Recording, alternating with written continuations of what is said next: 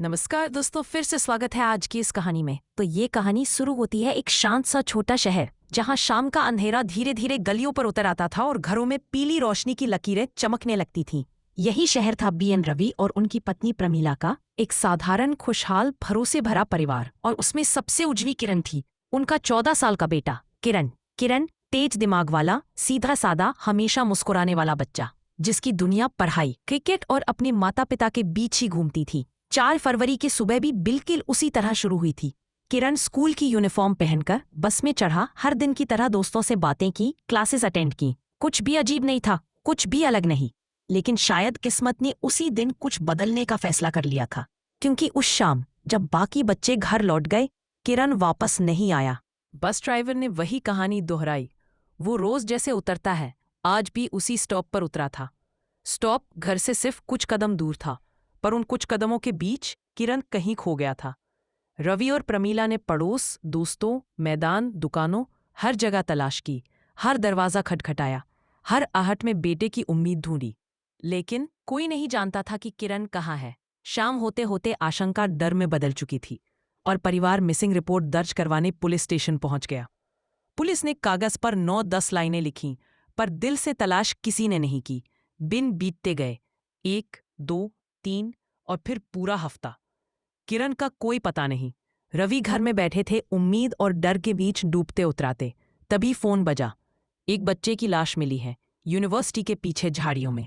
रवि भागकर मौके पर पहुंचे। उनके कदमों की रफ्तार तेज थी, पर दिल बिल्कुल सुन्न। और जब उन्होंने बच्चे को देखा, उनकी दुनिया टूटकर जमीन पर बिखर गई।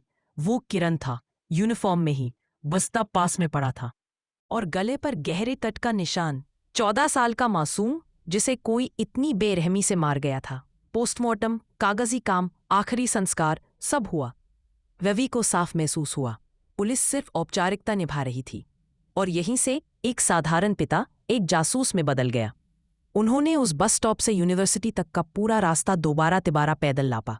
प्रत्येक दुकान, प्रत्येक मोड़, हर चेहरे पर सवाल रखा। उस दिन कुछ देखा था क्या? कोई संदिग्ध? जवाब हर जगह एक ही था, नहीं। लेकिन रवि ने हार नहीं मानी। अब उनका अगला हथियार था सीसीटीवी कैमरे।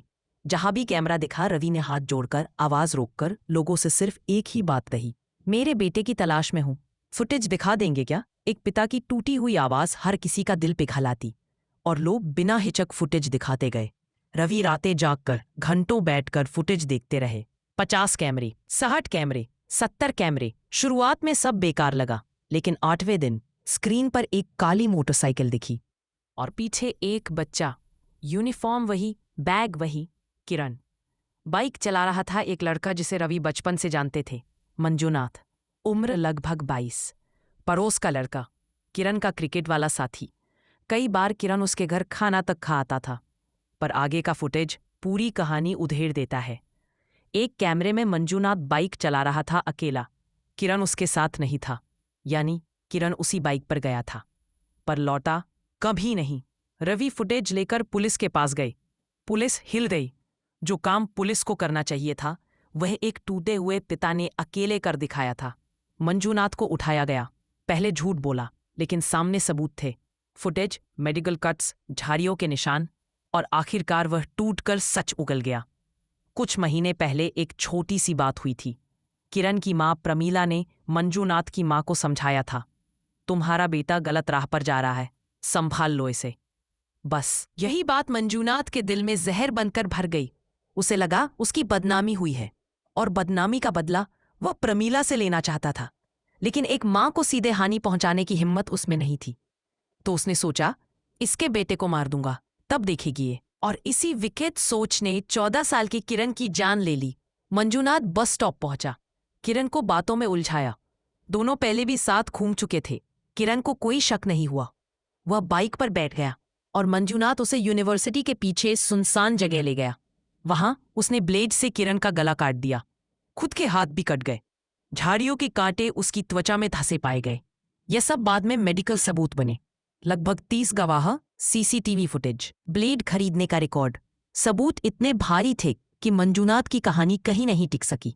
दिसंबर 2017 में कोर्ट ने फैसला दिया, मंजूनाथ को उम्र कैद। जज ने कहा, किरण की हत्या बेहद क्रूर थी, पर फांसी सिर्फ रेयरेस्ट ऑफ रेयर मामलों में दी जाती है।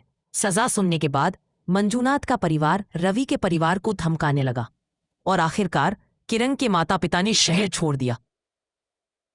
नया जीवन शुरू करने की कोशिश में अपनी यादों को पीछे छोड़ते हुए एक पिता की जासूसी जो पुलिस भी ना कर सकी, इस कहानी का सबसे बड़ा सच यही है, रवि एक साधारण आदमी थे, ना पुलिस अधिकारी ना जासूस, सिर्फ एक पिता। लेकिन बेटे की तलाश ने उन्हें वो बना दिया जो पुलिस से भी ज्यादा जिद और मेहनत से काम करता है। उन्होंने अकेले 70 से 80 कैमरे खंगाले, कातिल तक पहुंचे और अपने बेटे को न्याय दिलाया। और ये कहानी सिर्फ एक हत्या की नहीं, बल्कि एक पिता के साहस, दर्द और अडिग हिम्मत की दास्तान है। तो दोस्तों, ये थी आज की कहानी। मिलते हैं फिर किसी और कहानी, माय सच या झूठ क्राइम ऑडियो बुक के इस चैनल पर। धन्यवाद।